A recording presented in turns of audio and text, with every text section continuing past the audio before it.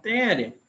Então, semana que vem, no dia 1º de outubro, sexta-feira, teremos nossa prova, né? Então, a prova é online, tá? Igual a gente vem fazendo aí. Então, não precisa ir na faculdade para fazer a prova, tá? Inclusive, eu deixei uma mensagem no grupo aí de vocês. Parece que teve aluno que foi lá na faculdade. As aulas presenciais só irão acontecer, pessoal, conforme a gente combina, né?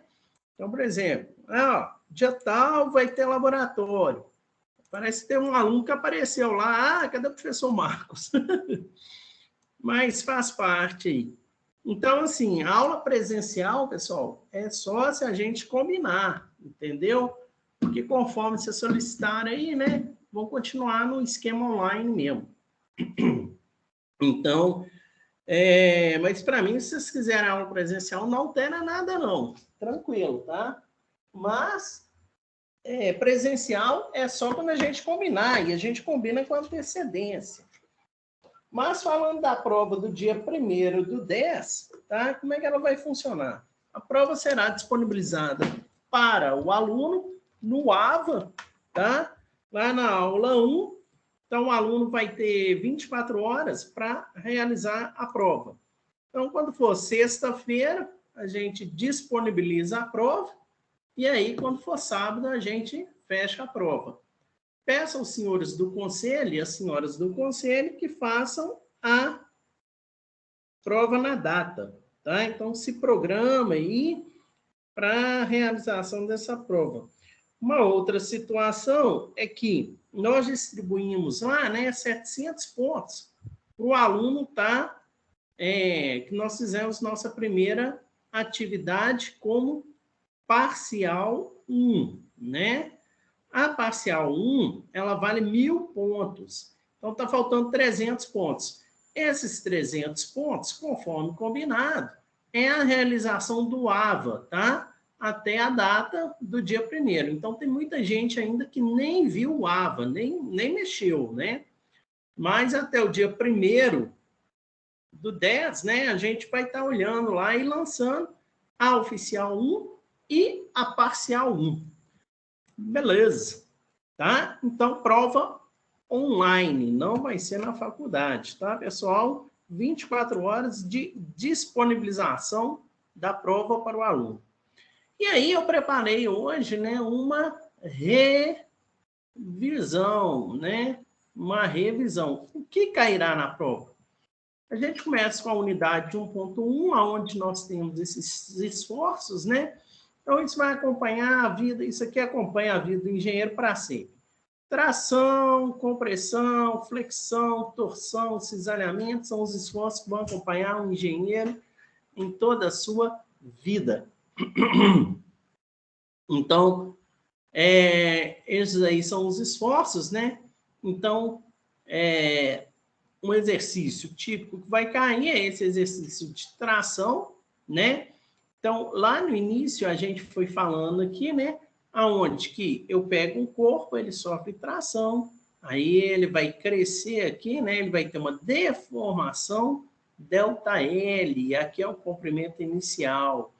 Aí a gente tem aquelas fórmulas, né? ΔL, ou seja, variação do comprimento, né?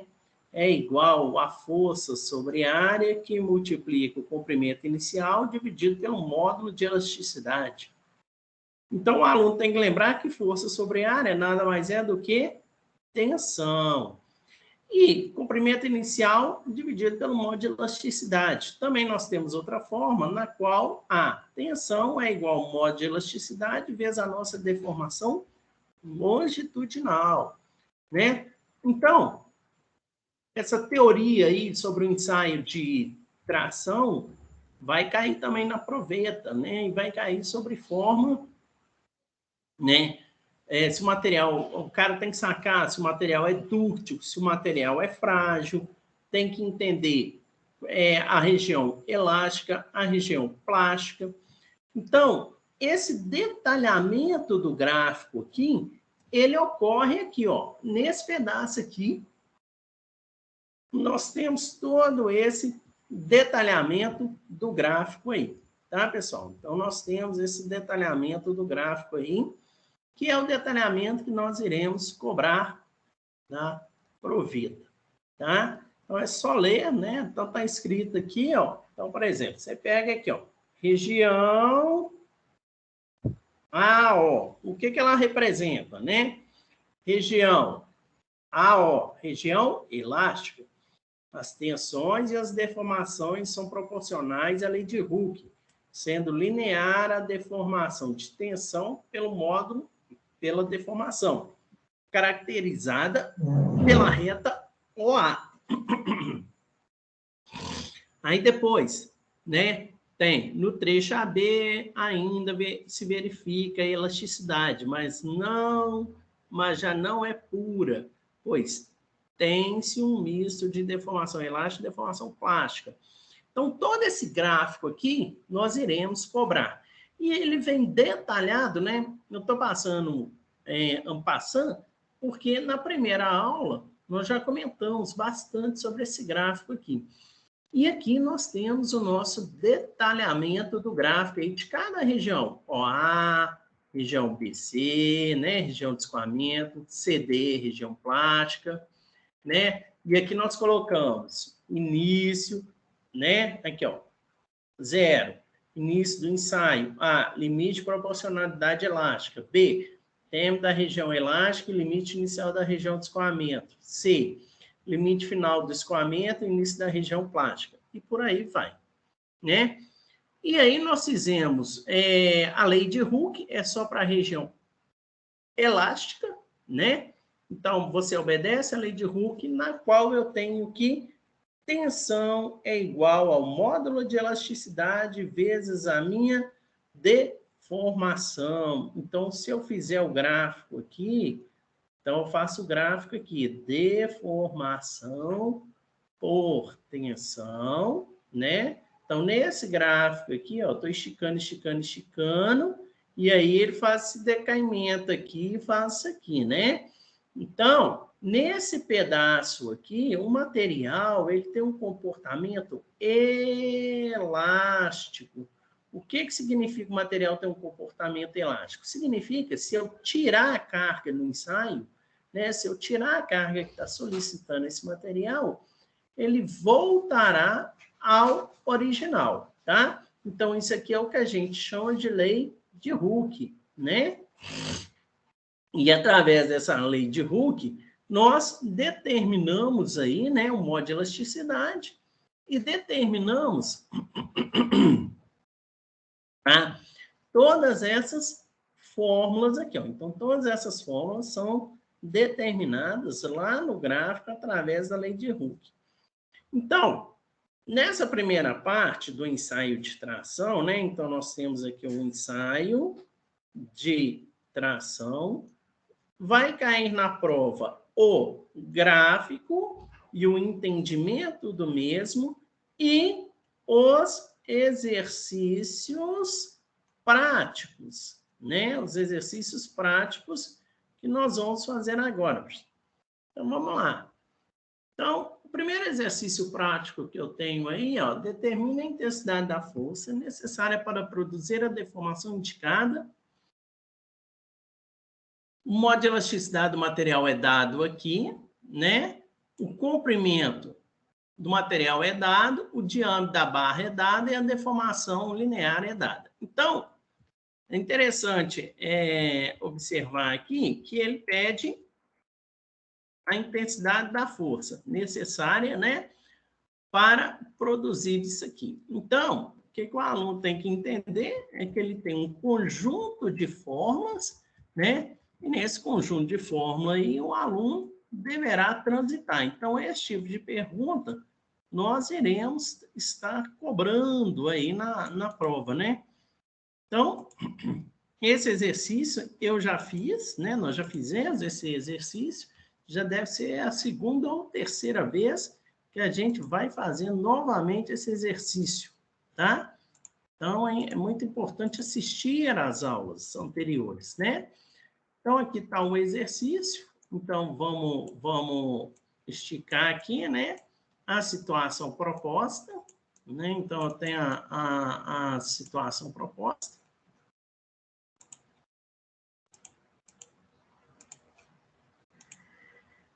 E aí a gente vai partir para a solução do problema. O que eu quero encontrar? Eu quero encontrar a força. Então, eu tenho que ΔL é igual a força vezes o comprimento inicial dividido, né, pela minha área vezes meu modo de elasticidade. O ΔL ele deu para nós aqui, ó. Aqui, ó, 0,5, né? Deformação linear aqui, ó. Ela é 0,5, ó, bacana demais, né? A força é o nosso objetivo. O comprimento inicial da barra, ele deu, né, 500 milímetros. Só que aí, chama a atenção de vocês para a questão das unidades, né? Porque aqui está dando em quilograma força por milímetro quadrado. Então, podemos trabalhar em milímetro. Então, é possível a gente estar atendendo aí em milímetro o nosso exercício. Então, aqui vai ser 0,5. A força é o objetivo, vezes 500, né? Dividido pela área. A área é πd2 sobre 4, né? Então, a área é π. Quanto que é o diâmetro que ele dá lá? 30 ao quadrado, dividido por 4, né? A área circular. E isso aqui vezes o módulo de elasticidade, que no caso é 2,1 vezes 10 à quarta, né? Feito essas contas aqui, você vai encontrar a força solicitada aí na situação. Lembrando que ΔL é o comprimento que vai aumentar aí na barra quando a mesma é solicitada, né? E esse 2,1 vezes 10 à quarta é o valor do nosso módulo de elasticidade, tá? E o material a gente precisa saber, precisa de uma tabela para saber qual é o material que possui um módulo de elasticidade igual a 2,1 vezes 10 à quarta quilograma força por milímetro quadrado. Então, esse exercício aí, né, a gente manipulou a fórmula aí. Beleza. Vamos para o próximo exercício. O próximo exercício, né, esse modelo aqui também, no qual nós temos a intensa utilização das fórmulas aí no ensaio de tração. Também é um exercício que nós já trabalhamos ele várias vezes, né? E vamos fazer aqui um recordar é viver, né? Eu tenho aqui, nesse exercício, né, é solicitado toda essa situação aqui, né? Então, eu tenho toda essa solicitação aqui e nós vamos trabalhar em cima dela aqui. Então, vamos lá, né?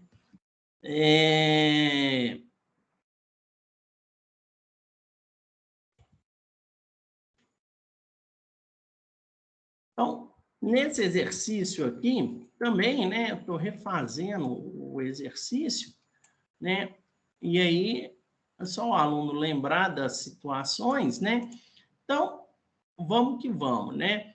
Primeira situação. Então, a barra circular representada na figura é de aço, possui um diâmetro de 20 milímetros e comprimento de 0,8 metros. Então, aí já vem a questão da unidade, né? Porque eu estou trabalhando milímetro e metro, né? E o quanto submetida a uma ação de uma carga de 7,2 quilonewtons. Então, eu tenho essa ação da carga aí de 7,2 quilonewtons. Beleza. Então, o que vai acontecer aqui? Na letra A, ele pede a tensão atuante. Então, na letra A é a tensão atuante. Aí, voltando, né? Eu acho que eu já... Tensão atuante, Então, para a letra A, né? Então, na letra A aí, nós vamos ter que tensão é igual a força sobre área. Então, eu vou ter aqui, ó. Legal. Acho que o trem dá uma agarrada aqui, que eu vou te falar um negócio. Então, vamos lá. Eu tenho que tensão, isso aqui para a letra A, tensão é força sobre área. Então, a tensão vai ser a força que eu tenho. Quanto que é a força que eu tenho? 7,2 vezes 10 a 3, dividido pela área. A área está dada aqui, ó, 20 milímetros é o diâmetro. Então, a área que eu tenho é π D2, mantenho o respeito, vezes 10 a menos 3 ao quadrado, dividido por 4, né? Opa, legal. Peraí. Dividido por 4. Através dessa conta aí, a gente vai achar nada mais, nada menos do que a tensão que o material estará submetido, né? Então, beleza. Uma vez que você encontrou a tensão que o material está submetido, vamos para a letra B de bolinha de gude. Então, aqui vai dar 22,9 megapascal. Chupeta, letra A está feita aí. Beleza. Na letra B, né, o que é solicitado? O alongamento. O alongamento, ele é ΔL, força, vezes L, dividido pela área, vezes o módulo de elasticidade. Mas, força sobre área, eu já tenho aqui, ó. Força sobre área é o quê? Tensão, que eu já calculei na letra A. Então, logo, o meu ΔL passa a ser minha tensão vezes comprimento inicial, dividido pelo módulo de elasticidade. Uau, isso é muito legal. Então, aqui, eu vou ter 22,9 vezes 10 a mega é a 6, né? Vezes o comprimento inicial, que é 0,8, dividido pelo meu módulo de elasticidade, que é nada mais, nada menos do que 210 vezes 10 elevado a 9 gigapascal. Isso vai me dar um cabelinho de pulga, né? De 87 micrômetros. Esse é um ΔL aí que eu vou obter. Então, aqui, ó, já fiz a letra A, já fiz a letra B, já fiz. Opa, me mosca aqui, né? Pessoal, eu não vejo vocês, tá? Então, se tiver alguma dúvida aí, fica à vontade aí para perguntar. Eu não vejo vocês, então, às vezes, o aluno levanta a mão, então tem que abrir o microfone e perguntar. Beleza, né, cara? Então, aqui tá certinho. E o módulo de elasticidade? Uau, módulo de elasticidade, meu nobre jovem. A letra C, o módulo de elasticidade, ele é dado pelo ΔL dividido por L. Então, ele é 0... Quanto que é o objetivo ali? Ele pede a deformação longitudinal, né? Então, o ΔL foi calculado na letra B e o comprimento inicial é 0,8. Então, eu posso fazer a seguinte situação aqui, ó. Tem que fazer na mesma unidade, né? Porque isso aqui é percentual. 0,087 vezes 10 a menos 3, dividido, uau, por o valor que eu encontrei, o 0,8. Isso vai me dar uma deformação longitudinal de nada mais, nada menos do que 109 micrômetros. Agora, tem uma outra deformação aqui, que é a letra D, que é a deformação transversal. A deformação transversal, ela é coeficiente de Poisson que multiplica, coeficiente de Poisson, que multiplica a deformação longitudinal. Então, a deformação transversal, coeficiente de Poisson foi dado, é menos 0,3, que multiplica a deformação longitudinal. Olha o resultado dela aqui, ó. Olha que bonitinho o resultado dela aqui, ó. Né? Que é 109. Então, isso aqui vai dar para a gente, isso aqui vai ser igual a menos 33 micrômetros. Aí, eu vou dar uma explorada nesse exercício aqui, na seguinte questão. Tá, pessoal? Na seguinte questão aqui, que é muito importante, tá falando, né? E que vai aparecer na proveta, tá? Que é a atenção, tá? Então, vamos a nos ater. Olha só. Se eu tenho um objeto igual esse aqui,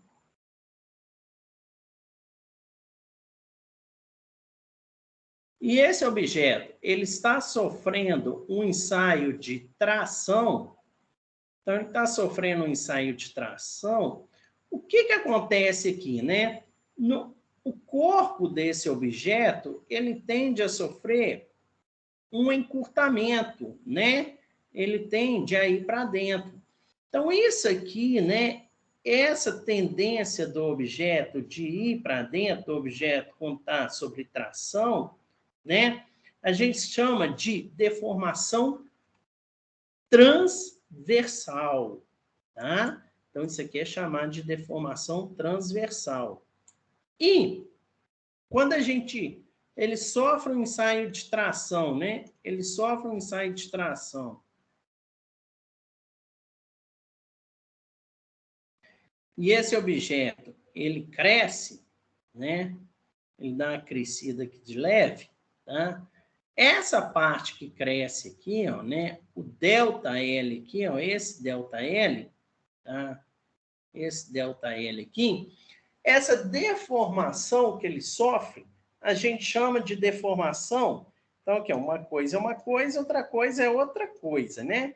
Isso aqui é deformação longitudinal e isso aqui é deformação transversal. Por isso que é negativo.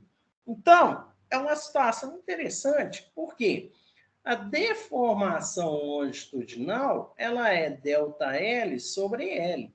Ora, então, ΔL sobre L, isso eu estou falando da longitudinal, seria o comprimento final menos o inicial dividido pelo comprimento inicial.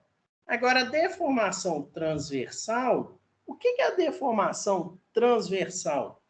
É o diâmetro final menos o diâmetro inicial dividido pelo diâmetro inicial. Então, quando eu falo em deformação transversal, eu estou afetando o diâmetro, eu tenho uma diminuição do diâmetro. E quando eu falo em deformação longitudinal, eu tenho uma deformação do comprimento. Aí, nós temos uma sacada aqui, ó. Presta atenção. Eu tenho um objeto que ele sofreu uma deformação. Vamos supor aqui que ele fez um ensaio de tração, aí ele sofreu no comprimento uma deformação longitudinal de 0,004. Qual que é a deformação transversal? Então, antes de eu perguntar essa deformação, vamos nos ater aos seguintes detalhes aqui. Aos seguintes detalhes, né?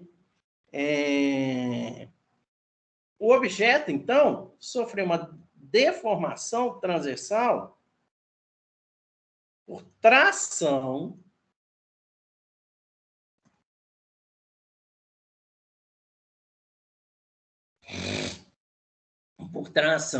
eu vou ter uma deformação longitudinal de 0,00004.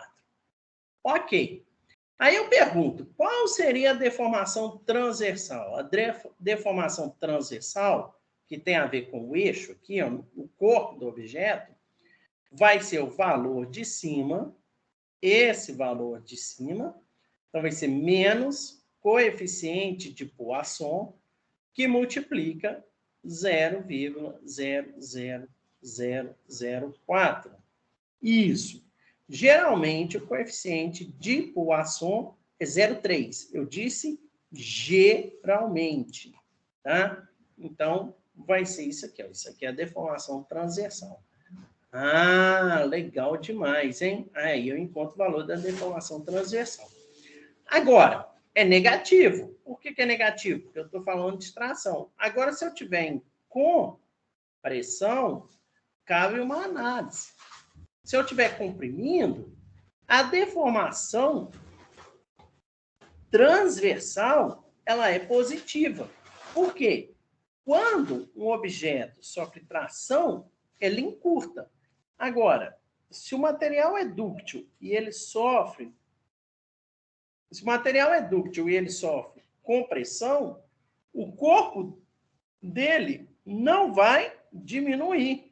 O corpo dele vai engordar aqui. Então, aí é que a gente chama de ensaio de compressão. Então, o que acontece na compressão? O módulo transversal, né? A deformação transversal, ela será positiva. Por que ela será positiva? Ela será positiva porque o corpo, ao se deformar por compressão, ele não vai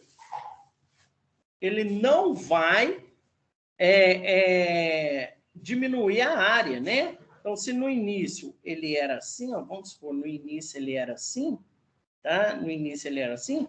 Quando ele sofre um esforço de compressão, igual ele está sofrendo aqui, isso aqui vai aumentar. Então, no esforço de compressão, vai ser positivo e não negativo. Beleza. Sossegado aí. Então, nós falamos desse exercício aí. Então, esses exercícios aqui é a mesma coisa, né?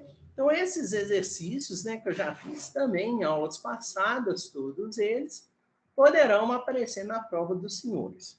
Bom, beleza. Gente, se tiver dúvida, fala, tá? Na unidade 1.2, a gente fala aqui, né, de tensão verdadeira, tensão corrigida e tensão de engenharia. Cabe ressaltar, porque na unidade 1.2, nós aprendemos, né, que tensão é igual ao módulo de elasticidade vezes a deformação longitudinal. Mas isso é média, né? Então, na região plástica, para entender o comportamento do material, a gente passa a utilizar, né? A gente passa a utilizar outra fórmula. Qual que é a fórmula? Aonde que eu passo a usar essa fórmula aqui. Ou seja, a minha tensão verdadeira, onde K e N são constantes que variam para cada metal de acordo com a sua condição termomecânica, né? Então, eu deixo aquele momento, né, aonde que a minha tensão ela é dada por módulo de elasticidade vezes a deformação longitudinal no ensaio de tração, e agora nós estamos conversando de uma tensão verdadeira, tá? No início da deformação plástica para entender o comportamento do material, né? E nesse início da deformação plástica, eu vou usar essa fórmula aqui, ó. K é módulo de deformação longitudinal vezes elevado a N, onde N é um coeficiente que nós temos.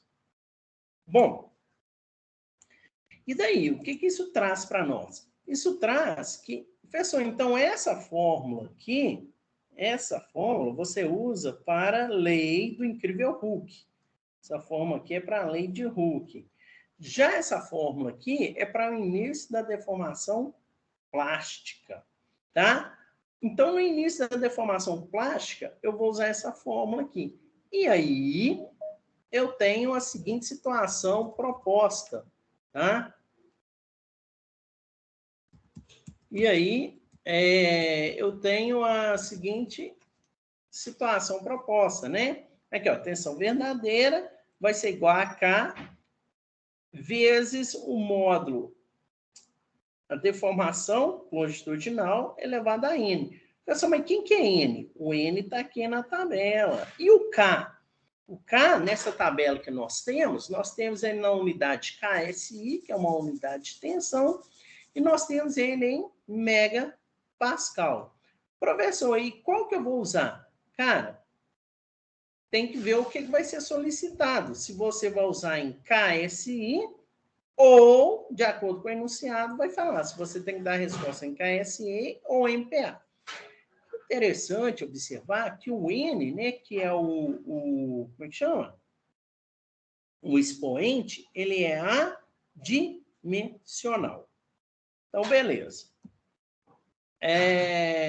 Aqui, essa tabela aqui, o cara não tem que decorar, né? Ele tem que entender que aqui eu tenho um módulo de elasticidade, esse módulo de elasticidade é dado em gigapascal ou PSI, eu tenho o limite de escoamento e eu tenho o limite de resistência à tração.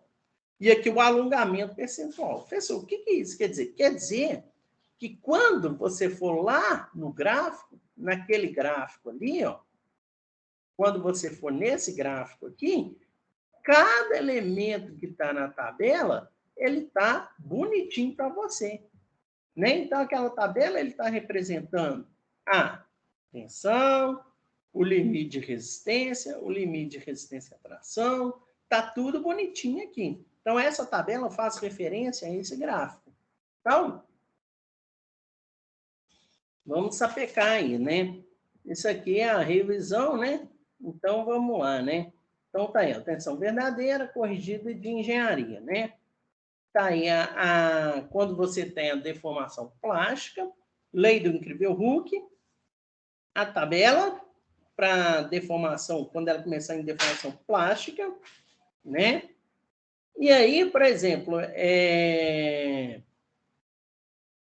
então tá. Então aqui tá todos os dizeres aí. Então o cara tem que saber olhar no gráfico e o que significa cada coisa. Aqui de novo, né? É um exercício do AVA, tá? Esse exercício do AVA, aí ele está com a resposta aí, nós fizemos esse exercício com vocês, tá? Aí vem a outra parte, aí nós já estamos na seção 1.3. Na seção 1.3, a gente falou de dureza, né? E aí a gente abre a seção 1.3 falando de dureza. E isso aqui tem que ter esse entendimento. O que é dureza para o projetista, o que é dureza para o engenheiro mecânico, o que é dureza para o metalurgista, para o técnico de usinagem e para o mineralogista. Então, isso aqui é um entendimento do que é dureza. Tá? Então, isso aqui é uma foto em 3D, né, no qual nós temos a dureza do material sendo representada, né, que é o riscamento aqui, né? É quando você consegue penetrar. Então, nós que somos engenheiros mecânicos, o que é dureza para nós? Dureza para nós é isso aqui, ó. Resistência à penetração de um material duro em outro. Isso que é dureza para o engenheiro mecânico. Resistência à penetração de um material duro em outro. Tá? Então, tá aí, né? Isso aqui é uma simulação da dureza, né? O penetrômetro no material, tá? Então, risca o material lá, beleza? Aqui é só para a gente mostrar as diversas possibilidades aí que nós temos aí de uso do ensaio de dureza, né? Então, aqui, ó. Aqui é interessante esse texto, né, que a gente já até leu com vocês e ter um entendimento sobre ele, né? Porque a capacidade de um material cristalino de se deformar plasticamente depende do deslocamento das discordâncias.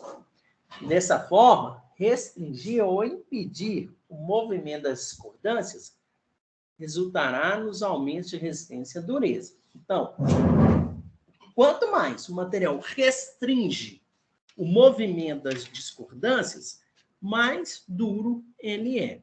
Então, o que acontece? Quando o material, né, você pega o metal lá, ele é penetrado, as discordâncias têm que ter resistência. Se ela não tiver resistência, menos duro será o material, tá? E aí, uma das formas da gente aumentar a dureza do material é adicionando elementos de liga, né? Então, aqui, ó, o tamanho dos grãos de um material policristalino influencia diretamente nas propriedades do mesmo metal. O contorno dos grãos atua como uma barreira ao movimento das discordâncias de duas maneiras, quando os grãos adjacentes apresentam diferentes orientações cristalográficas e pela desordenação atômica no interior do contorno de grão. O que ele está falando? São os dois motivos que podem aumentar a dureza aqui. Então, se você pegar um contorno de grão, né, se você pegar um metal e analisar ele no microscópio, isso aqui é uma simulação de como que seria atomicamente falando. Então, se você colocar então, quando você aperta aqui, né, você tem esse movimento, né, parte vai ser tracionada e parte vai ser comprimida. Quanto mais resistência os átomos tiverem em relação a esse movimento, maior será a dureza do material. Muito bem, maior será a dureza do material. Uma das formas de você aumentar a dureza do material é adicionando um elemento de liga. Então, vamos ver aqui. Outro mecanismo utilizado para o aumento da resistência e dureza de um metal ou liga metálica é pela adição de átomos de impureza, denominado aumento de resistência por solução sólida. As soluções sólidas podem ser formadas quando os átomos de impureza assumem a localização dos átomos originais, formando uma solução sólida substitucional, ou quando os átomos de impureza se localizarem no espaço vazio entre os átomos, formando uma solução intersticial. Então, o que ele está falando aqui? Ele está falando o seguinte, olha, essa dureza do material, você pode adicionar um elemento aqui que você vai evitar o escorregamento da estrutura e, consequentemente, o material irá aumentar a sua resistência à penetração, ou seja, vai aumentar a sua dureza, né? Então, uma das formas de se fazer isso, né, além do tratamento térmico, é você colocar, né, elementos aqui no meio aqui para aumentar essa dureza, tá? Aí ele dá um exemplo, né? O bronze e o latão são exemplos da formação de solução sólidas substitucionais.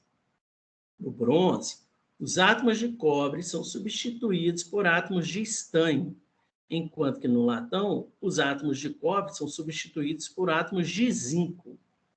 O aço é um exemplo típico da formação de uma solução sólida intersticial, ou seja, você aumenta a dureza substituindo ou colocando no meio, né? No caso do cobre e do zinco, são substituindo, né? É substitucional. No caso do aço, tá? É intersticial, quer dizer, você vai colocar o átomo no meio dos espaços vazios. Os metais puros são mais moles e fracos quando comparados com os ligas compostas pelo mesmo metal base. Então, olha só. Aí ele vai trazer um gráfico para nós aqui. E aqui eu tenho um gráfico em duas situações. Eu tenho um gráfico, né? Uma figura A e uma figura B. Um ponto A, um ponto B. O que nós estamos observando no ponto A e no ponto B?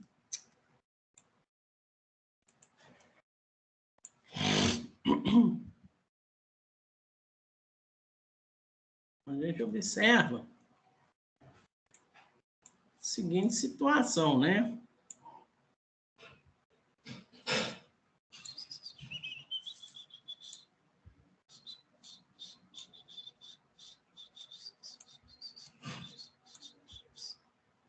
Então, é borrachita. Então, olha só, aqui é uma situação muito interessante, né? Porque eu vou pegar esse gráfico aqui e nós vamos analisá-lo aqui da seguinte situação aqui, ó, olha só. A quantidade, aqui, ó, o teor de níquel aumenta. Então, à medida que o meu teor de níquel aumenta, a resistência do material A, que ele chamou, deixa eu ver aqui, qual que é o nome que ele deu no material A aqui, ó. Cobre-níquel. É uma liga cobre-níquel, né? Então, eu tenho uma liga aqui cobre-níquel. O que acontece nessa liga cobre-níquel, né? É perceptível que à medida, né? Então, eu tenho uma liga aqui cobre-níquel, tá? E eu observo a seguinte situation. Por quê? De que nós estamos falando? Nós estamos falando de dureza, né? E a gente está falando o seguinte, se você adicionar elemento de liga, né? O que acontece? A dureza o elemento de liga vai proporcionar no átomo, né? O aumento da dureza, né? Então, aqui eu tenho uma liga cobre-níquel, aonde que é percebido claramente a seguinte situação nessa liga cobre-níquel, né?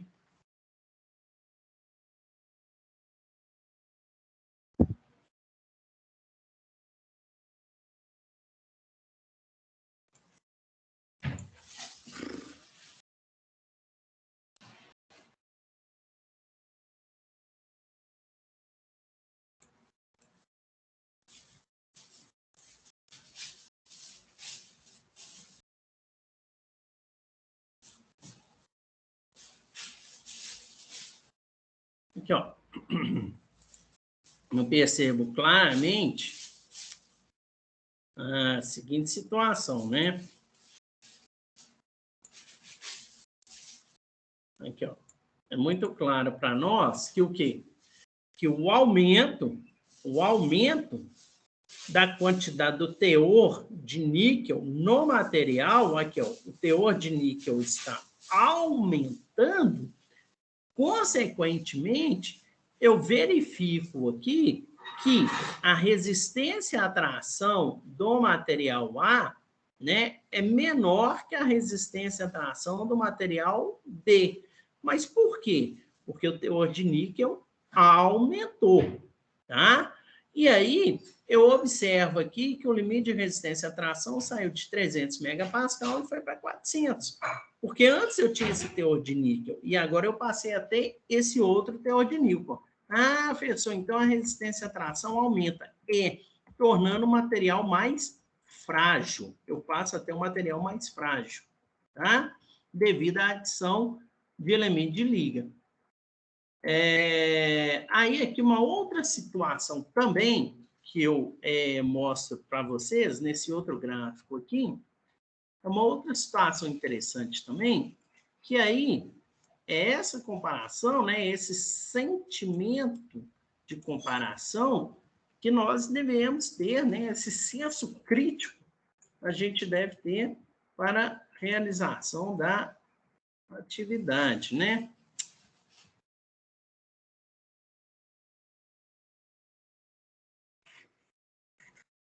Aqui, ó, nesse senso crítico aqui, que é interessante a gente dar uma observada aqui, ó.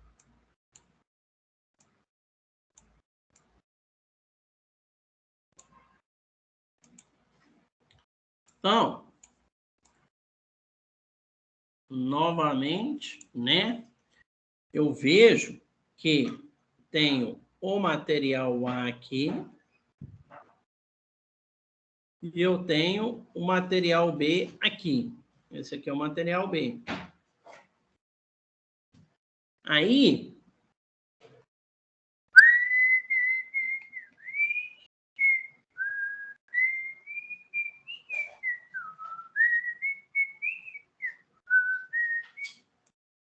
Beleza, Creuza. Aqui, ó. Aí vamos lá. Sapecou, sapecou, sapecou. Aí vamos lá. Sapecou, sapecou, sapecou, sapecou, sapecou, sapecou. Aí, o que eu observo aqui? Ó, o teor de níquel aumentou, né? Então, eu tenho uma liga cobre e níquel, o teor de níquel aumentou. Se o teor de níquel aumentou, o limite de resistência à tração do material passou a ser maior. Ah, ok, né? E, professor, isso é bom ou ruim? Não é que é bom ou ruim, o negócio é saber que material que você quer, em qual situação que você quer trabalhar com material. Você quer ele mais duro, você quer ele mais dúctil, você quer ele mais frágil. É isso aqui, você quer uma dureza maior, né? Aí, naquele exercício que nós fizemos, né? No exercício que nós fizemos, onde nós calculamos a deformação, o alongamento do material, aquele ΔN, o que acontece? O material mais duro, né? Ou seja, o material mais frágil, ele vai ter um limite de atração maior, né? Porém, no ensaio de tração, o alongamento dele é menor. Aqui, ó, o B. Se você olhar o B aqui, ó, ele tem uma resistência à tração maior, mas o alongamento dele é menor, né? O alongamento dele é menor. Já o material A, ele possui, o material A, ele possui um limite de resistência à tração menor, porém, ele vai possuir um alongamento maior no ensaio de tração.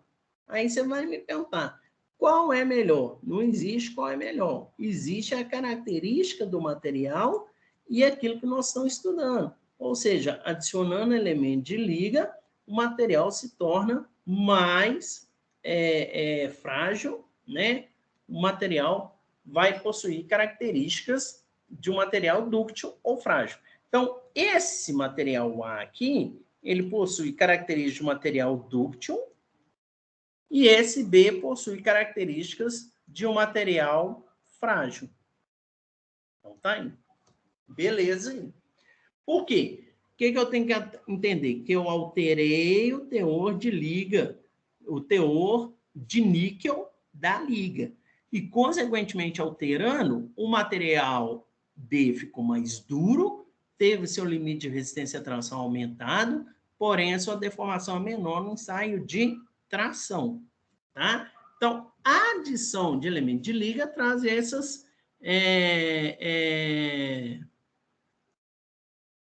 esse comportamento para o material. Tá? Beleza. Então, aqui, nesse gráfico aqui, é interessante observar esse gráfico aqui, que eu tenho várias situações nesse gráfico aqui. Ó. Então, olha só. Quais situações que eu tenho aqui? Ó? A trabalhabilidade do material, né? Então, através desse gráfico, eu percebo a trabalhabilidade do cobre, do latão e do aço SAM 1040, tá? E aí, o percentual de trabalho a frio, né? E o limite de resistência à tração, aqui está em KSI e aqui está em megapascal. Então, o cobre, ele vai até 60%, né? Nessa temperatura, ele vai até 60%, de trabalhabilidade a frio, né? O 1040, ele termina aqui, ó, trabalhabilidade aqui, ó, isso aqui é o percentual, né? E o latão vai ter esse comportamento aqui, tá? O que é interessante observar é que materiais dúcteis vão trabalhar melhor a frio, tá? Aí está na página 48 do AVA, traz mais informações para vocês. Aqui é um exercício também do AVA, né? Que a gente fez e está com a resposta aqui para o aluno trabalhar aí essa situação aqui. Já tem até a resposta para a gente ser feliz. Aqui também é um outro exercício, né? E esse exercício, ele cobra o entendimento do gráfico, tá? A gente até colocou a resposta aqui para vocês, mas é interessante voltar a fazer. Seguindo o fluxo, vamos seguir o fluxo aqui. Aí entramos na seção 2.1. Já na seção 2.1, eu coloquei esse alfabeto aqui, é lógico que você não vai decorar, né? Só para saber as letrinhas gregas, maiúsculas e minúsculas, né? Então, alfa, beta, gama, delta, epsilon, zeta, eta, né? Teta, iota, kappa, lambda, nu, xi. Então, beleza. Aí, vamos lá, né? Aí, na unidade 2.2, ela vai trazer esses conceitos para nós. Quais conceitos? Soluto, solvente e sistema, tá? Espera aí, só um pouquinho. Ela vai trazer esses 3 conceitos para nós aí, que vai aparecer na prova. Vou beber água.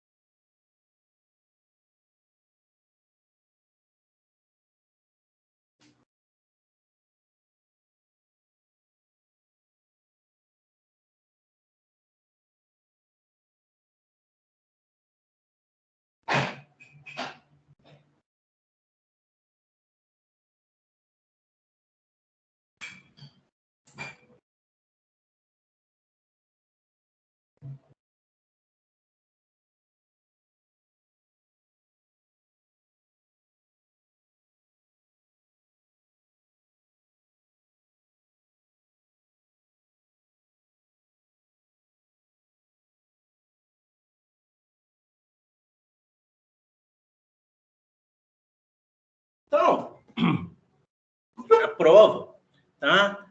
Ela vai cobrar de vocês isso aqui, ó. Sistema, né? São possíveis 2 significados. Um corpo específico de um material que está sendo considerado e uma série de possíveis ligas que consistem nos mesmos componentes. Soluto é o que tem menor quantidade e o solvente é aquilo que tem maior quantidade, né? Então, nós temos aqui uma solução, tá?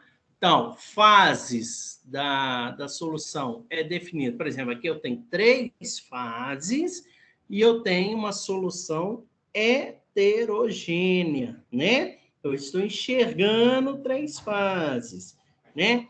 Agora, se eu pegar, por exemplo, álcool mais água, eu vou ter uma solução homogênea com uma fase, né? Aí, vamos seguir aqui, né? O que é o limite de solubilidade? O limite de solubilidade é aquela quantidade que seu soluto, pode ser dissolvido no solvente, né? É a quantidade que você vai colocando até dissolver, né? Então, é a quantidade máxima de um soluto que pode ser dissolvida. Um exemplo clássico é a quantidade de açúcar que se pode ser dissolvido na água. Então, você vai colocando açúcar, chega uma hora que aquela quantidade de água no recipiente não consegue mais dissolver. A gente fala que a solução está saturada, né? Então, por exemplo, aqui, por que ele está falando isso tudo para a gente? Porque ele está preparando a gente para o diagrama de fases, né? Há uma preparação aí para o diagrama de fases. Então, o que acontece aqui? Eu tenho água aqui, né? Então, a água está aqui e eu coloco uma quantidade de açúcar, né? Enquanto eu conseguir dissolver isso aqui, né? A água, ela é a maior quantidade, ela é o solvente e o açúcar em menor quantidade é o meu soluto. Enquanto conseguir dissolver, beleza, né? Mas aí eu vou atingir o limite de solubilidade e esse limite de solubilidade, ele consiste na quantidade que a água consegue dissolver, tá? Então, isso que é o limite de solubilidade de uma solução. Muito bem. Dito isso, vamos seguir o fluxo. Seguindo o fluxo, né? Nós temos aqui, isso aqui é bem interessante. O que é isso aqui? Isso aqui representa o seguinte, o que esse gráfico, o que vocês estão enxergando nesse gráfico? Eu tenho 0 de açúcar e 100% de água. Aí eu passei a ter 20% de açúcar e 80% de água. 40% de açúcar e 60% de água. Mas, o que acontece? Aqui é para mostrar que quando a temperatura aumenta, a solubilidade aumenta, tá? Então, no ponto C aqui, ó, repara a temperatura está extremamente elevada. Então, o que esse gráfico traz para nós aqui? Né? É um gráfico de solução, ele vai trazer a seguinte Information Society para nós, tá? Qual que é a informação que nós temos aqui?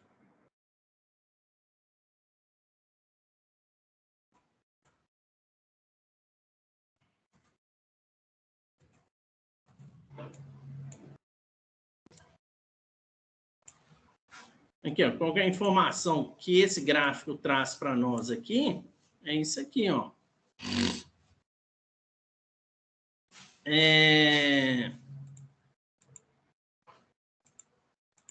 isso aqui, ó. Opa! Legal.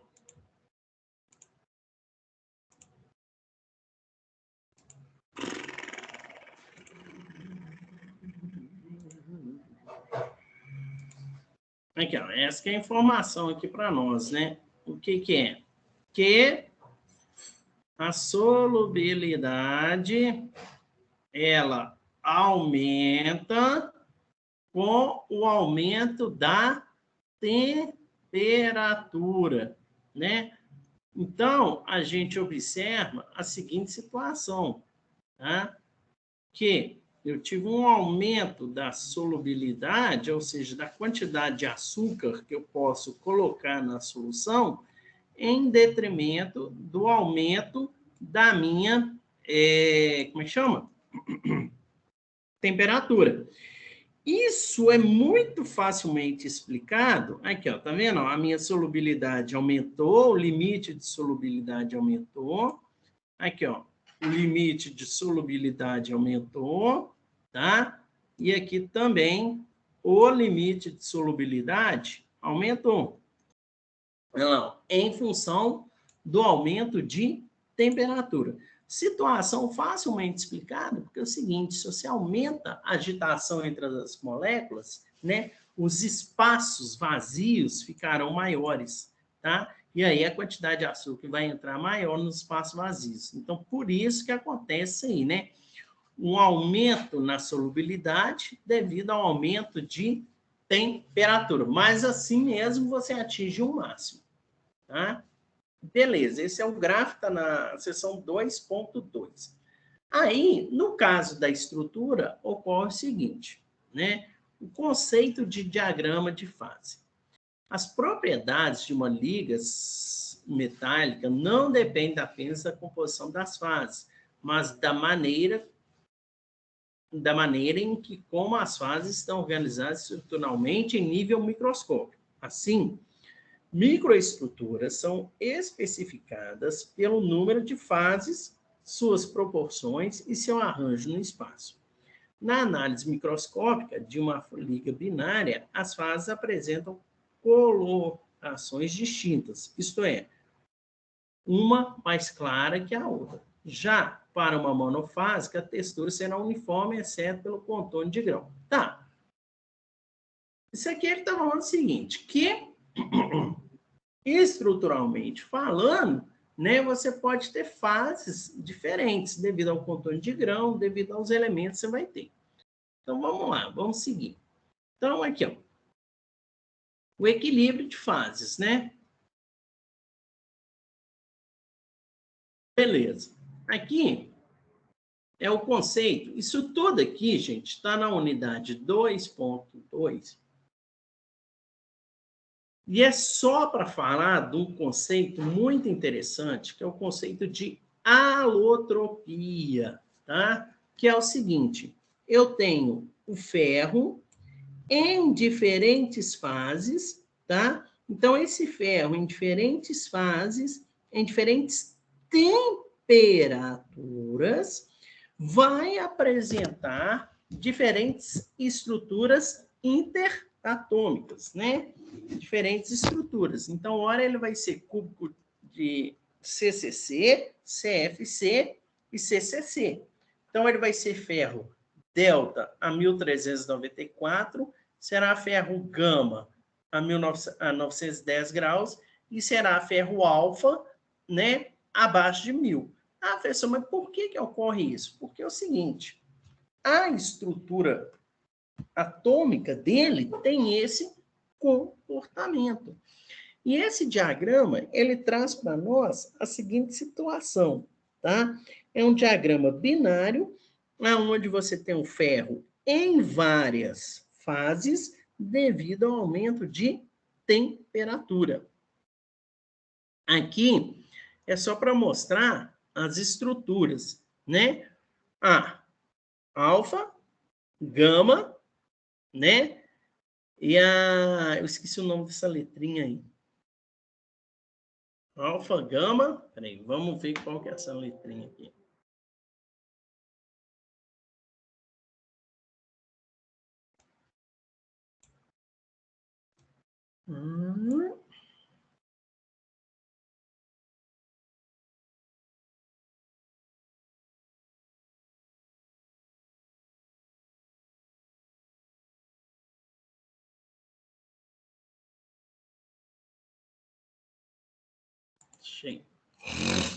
Então, nós temos alfa, beta, gama, delta. É o delta minúsculo. O delta minúsculo.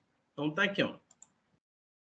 Então, nós temos aqui o ferro, né, nas três fases aí, gama, alfa e beta, né? Então, aqui, porque a estrutura está diferente devido às várias temperaturas que nós temos aí. Aqui, eu trago para vocês as estruturas, né? Como é que elas são.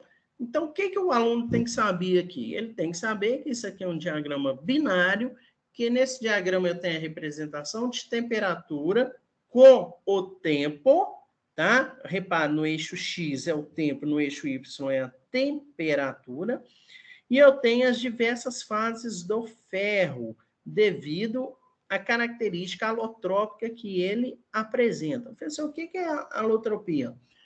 É uma mesma substância apresentar estruturas interatômicas diferentes devido à modificação na estrutura interatômica. Então, por exemplo, olha aqui, ó. Por exemplo, aqui, ó. Eu tenho o grafite, o diamante, o grafeno e o fulereno. Todas essas substâncias são substâncias totalmente diferentes, simplesmente têm organização interatômicas diferentes, mas todas elas são compostas de carbono. Todas elas são compostas de carbono, embora apresentam estruturas interatômicas totalmente diferentes, o que vai dar ao material características diferentes. Então, nesse diagrama aqui, ó, do ferro, em várias fases, tá? São estruturas diferentes devido à temperatura. Isso é um fenômeno de alotropia.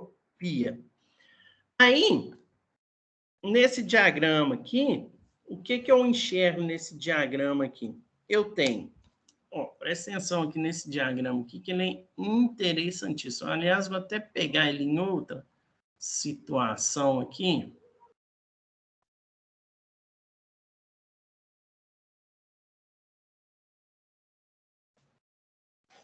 Aqui, ó, vou pegar esse diagrama aqui.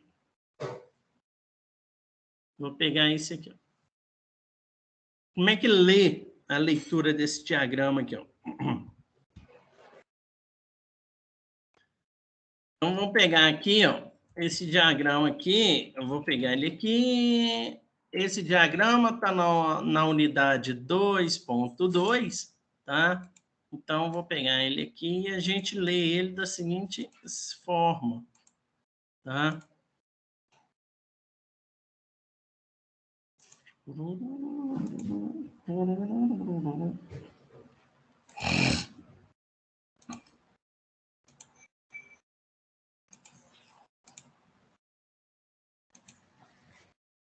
O diagrama está aqui, né? Bonitão aqui o diagrama. Vou até dar uma esticadinha aqui nele, topzera.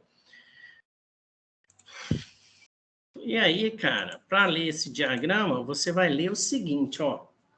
Aqui você tem a quantidade de cobre, aqui você tem a quantidade de níquel, tá? Aqui você está no estado líquido, aqui está no estado sólido, tá? E aqui é a curva de sólidos, né? Que é a mudança de fase, e aqui também representa uma mudança de fase. Quando você está exatamente nessa situação aqui, ó, quando você está exatamente nessa situação aqui, você tem 100% de cobre e 0 de níquel. À medida que você vai andando nessa direção aqui, a sua quantidade de níquel vai aumentando e a quantidade de cobre vai diminuindo. Então, se você pegar nesse ponto aqui, ó, então peguei no ponto aqui 2. Peguei aqui, ó, na letra A aqui, ó, peguei nesse ponto aqui. Uau! Bom, então nesse ponto eu tenho 80% de níquel, eu tenho 20% de cobre e eu estou no estado sólido. É uma substância no estado sólido. É assim que a gente deve analisar esse gráfico. Ah, professor, e se eu pegar aqui? Se eu pegar aqui, a mesma coisa. Você vai lá embaixo, você vai ter a porcentagem de níquel, porcentagem de cobre e o estado que você vai estar. Professor, e se eu pegar no meio? Aí nós vamos ver essa situação aqui desse gráfico aqui. Então, vamos lá. Então, tá aqui, ó. Então, ele ensina aqui, ó. Ele ensinando a gente a ler esse gráfico aqui, né? Então, aqui ele fala aqui, ó. Aí tem todo esse texto aqui, ele explicando aqui o gráfico para a gente, tá? Tá na seção 2.2.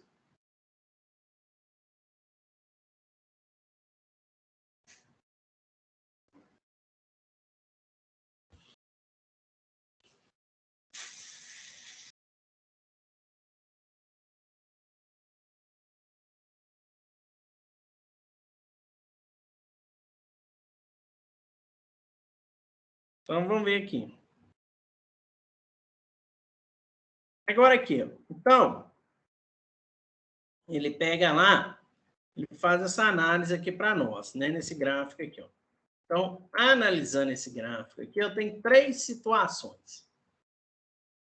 Eu tenho a situação 1, situação 2 e a situação 3. Aí ele fala aqui, ó.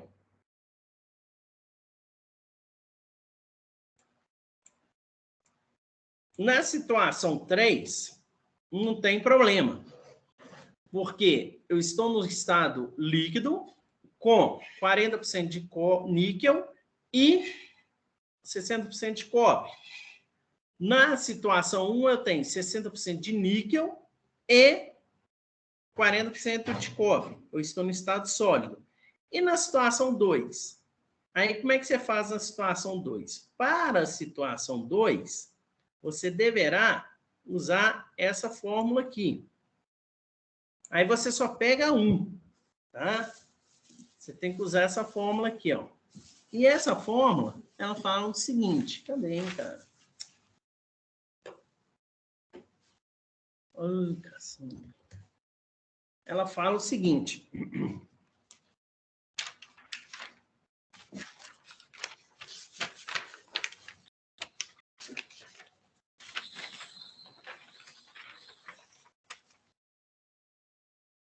Essa fórmula fala o seguinte para nós. C-alfa, C0 sobre C-alfa menos Cl.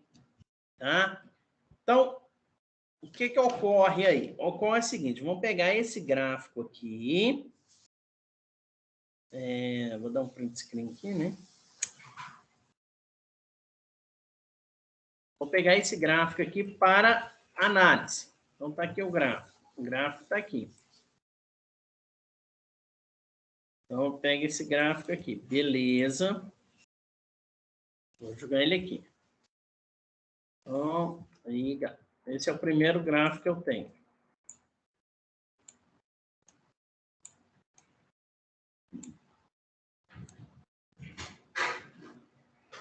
Tá aqui, ó. O primeiro gráfico que eu tenho está aqui.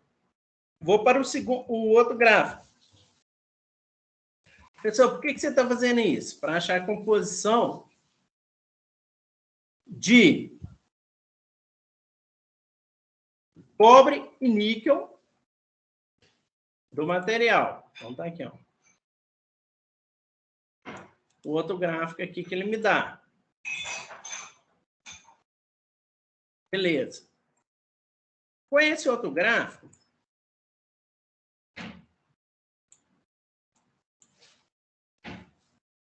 aí eu tenho um outro gráfico aqui. Tá aqui o outro gráfico. Nesse outro gráfico, só para a gente analisar aqui, aqui, ó, tá aqui o outro gráfico. Ele deu para nós as seguintes situações. Tá? Ele deu para nós as seguintes situações. Aqui, ó.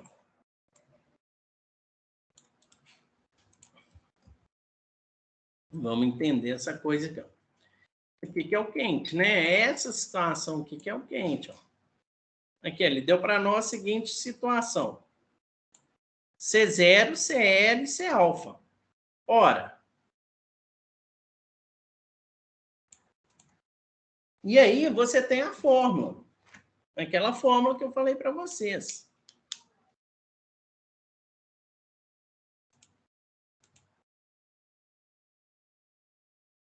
Qual fórmula que você tem? Você tem a fórmula aqui, ó. Que é essa fórmula aqui, ó. Qual que é? É essa aqui, ó. A composição é igual a C alfa menos C0 sobre C alfa menos Cl. Ah, ele deu para nós aqui. Então, o que isso quer dizer? Você só pode pegar para 1, você não pode pegar para 2, não. Aí eu peguei aqui, ó, só do níquel. Peguei só do níquel, tá? Só do níquel. Então, quanto que vale? C alfa, 45. Vale 45. Ah, professor, mas isso aqui ele dá para a gente? Dá. Isso aqui ele dá para a gente.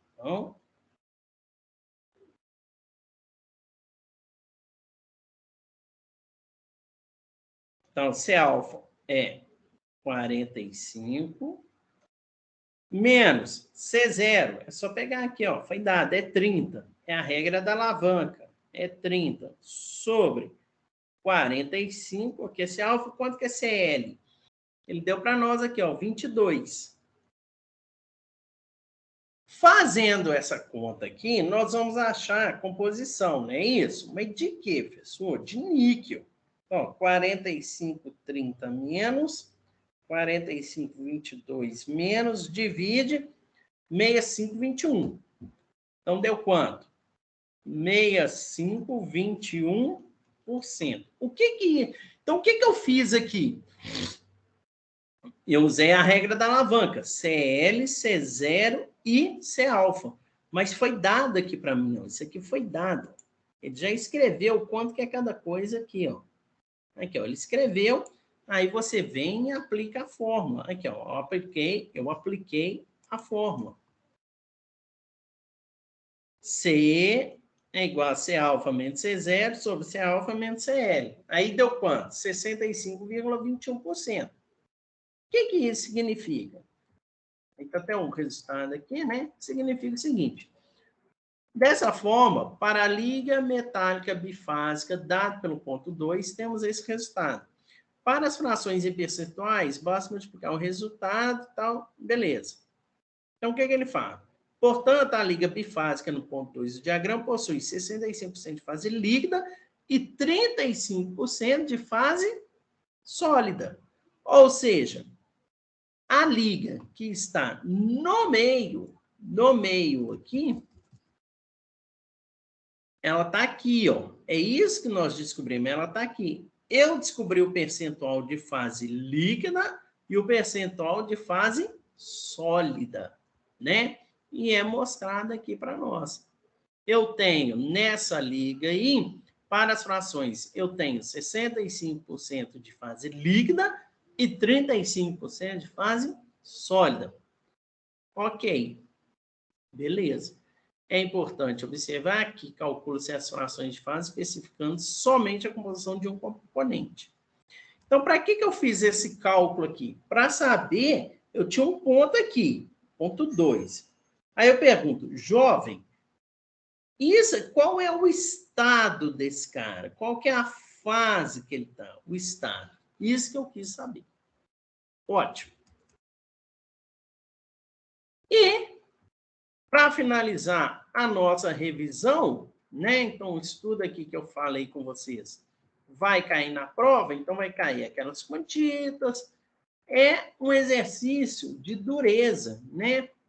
Um exercício de dureza que vai cair na prova também é um exercício até que nós trabalhamos muito aqui. Tá? É um exercício que deixa eu ver se eu acho ele aqui, que é um exercício que eu peço para calcular a dureza de um material.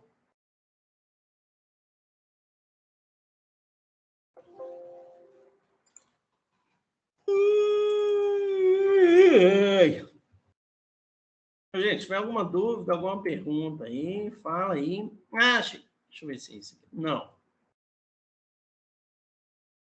Gente, eu fiz uma revisão, mas tudo que está para trás tem que pegar, ler, estudar, para fazer uma boa prova, né? Aí, gente, cadê um exercício de dureza aqui? Deixa eu ver se eu tenho um enunciado dele. Não, não tem.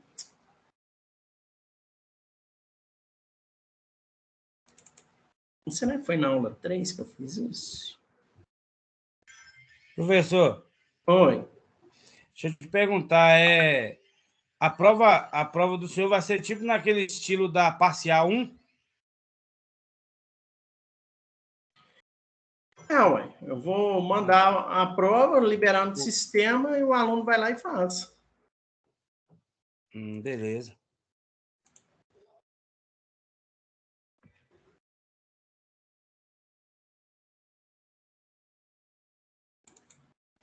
O exercício de dureza é aquele de aplicação de fórmula, né? Engraçado, eu não estou achando que aula que eu coloquei aqui.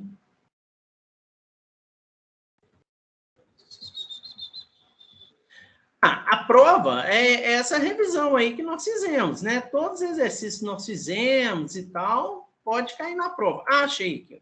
Não, não é isso não. Esse aqui é exercício não é de dureza, não. Então, todos esses exercícios que a gente discutiu e tal, pode cair na prova. Cabe ao aluno dar uma estudadinha, né?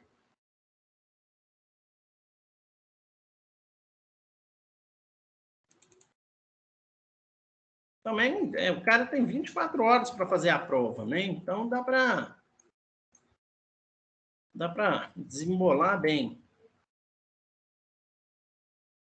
Bom, o exercício de dureza que eu ia propor para vocês, não estou achando ele, não, mas é aquele, em dureza brilho, tá? Que o cara tem aquela fórmula lá, né? Que a dureza,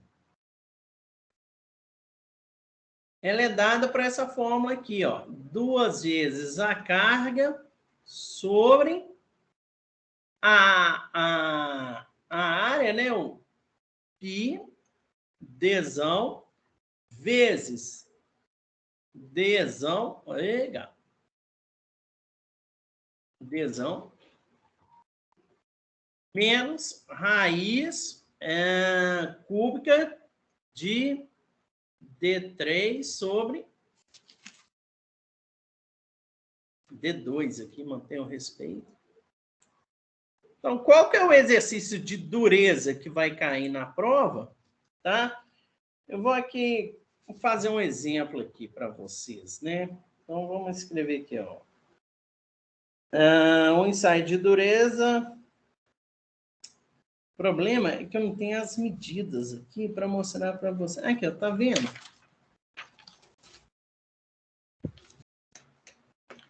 Eu vou digitar esse trem aqui, que aí fica tranquilo. Então, aqui, ó, é um exercício, uma amostra foi submetida a um ensaio de dureza Brinell,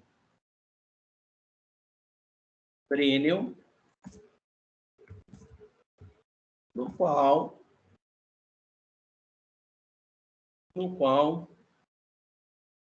se usou uma esfera de 2,5 milímetros de diâmetro, né? De diâmetro, e aplicou-se uma carga de 187,5 quilograma-força. Beleza. As medidas dos diâmetros, de impressão, as medidas de impressão foram de 1 milímetro. Aí pergunta, qual a dureza? E essa aula está gravada, viu? Do material ensaiado. Então, esse é um enunciado de exercício e o objetivo é a gente calcular essa dureza aqui. Para calcular a dureza de um material, né, nós vamos usar... Então, está aqui, né, o objetivo é encontrar a dureza do material. Então, está aqui a dureza do material. Opa!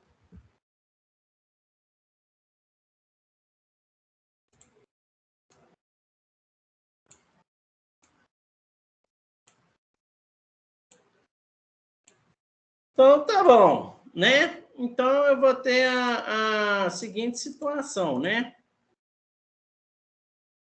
Eu vou ter a seguinte situação. A dureza em Brinell, eu tenho a fórmula. A dureza Brinell é igual, né, a 2 vezes a força sobre o quê? πd, que multiplica Dzão. Eita, toda vez fazer isso. Multiplica Dzão menos raiz quadrada de D ao quadrado menos Dz. E essa aqui é a fórmula que a gente usa para calcular a dureza. Ah, professor, o que é F? F é a força que está sendo aplicada. Certo? F é a força que foi aplicada. A força, aqui digitei errado, a força aqui é de 187,5 quilograma-força. Essa que é a força. O que é Dzão? Dzão é o diâmetro de impressão, porque quando se faz um ensaio de dureza, né?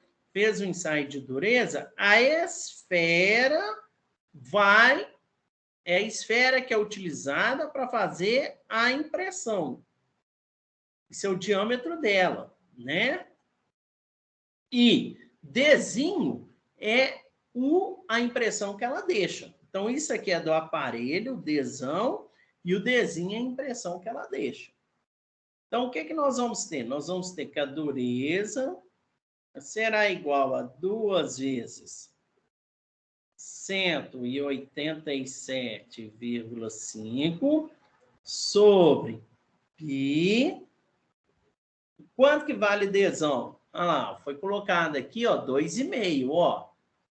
Usou-se uma esfera de 2,5. Então, tá aqui, ó, 2,5, que multiplica 2,5 menos raiz quadrada de 2,5 ao quadrado menos 1 ao quadrado.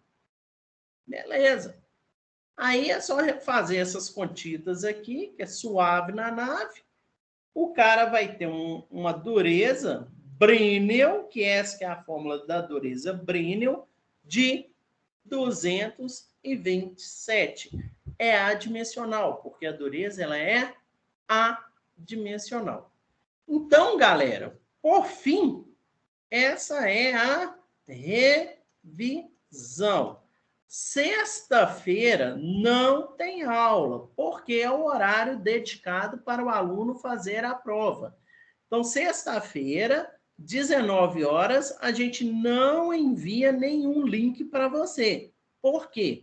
Porque é o horário que você vai estar fazendo prova. A prova é online, não precisa ir na faculdade realizar a prova. O aluno tem 24 horas para realizar a prova. Então, nós vamos liberar o link para vocês. O aluno tem 24 horas para realizar a prova. Beleza?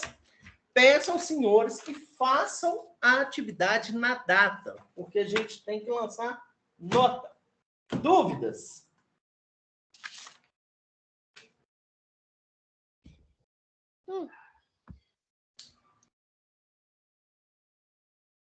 Tranquilo, professor?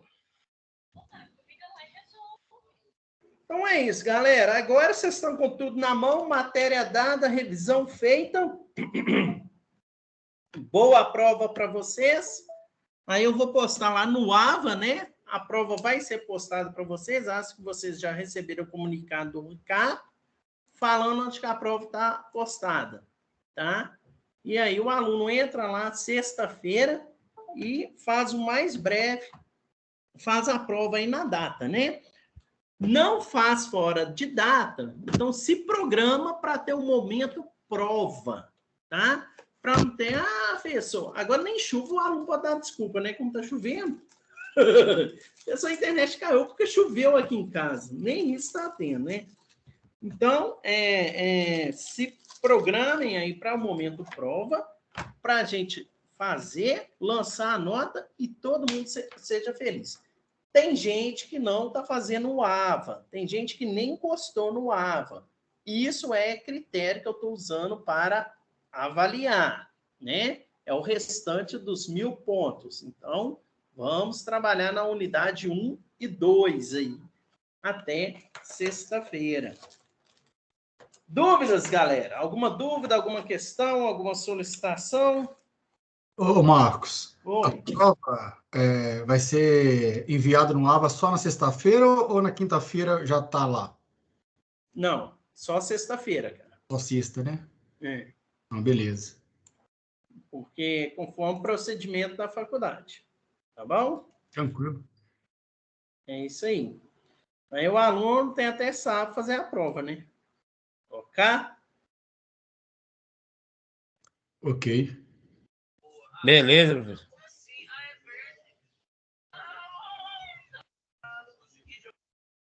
Então tá bom, galera. No mais, fé em Deus, fé na tábua. Boa sorte aí.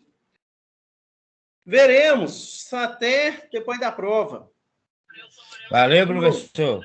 Bom final Falou. de semana aí. Para nós. Falou, Falou. boa noite. Boa noite.